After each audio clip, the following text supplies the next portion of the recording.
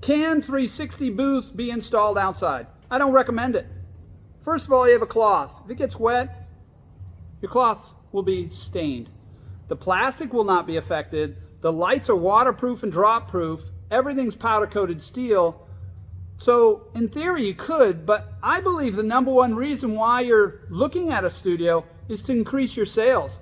Our customers are saying they're going up 20, 25, 30% with higher grosses and selling more cars out of state than ever before.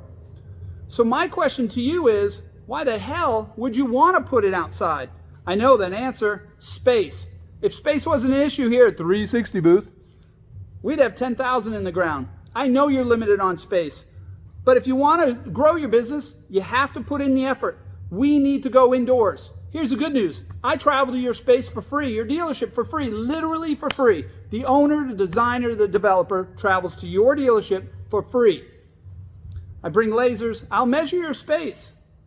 Let me come in and evaluate whether you have the space. I know you do. You just don't want to give it up. But let me evaluate your store before you make a decision to not go with us or to build a building. We do nothing but new construction now. Like 70% of our business is new construction. Give me a shot. Spend my money for free. Let me come see you.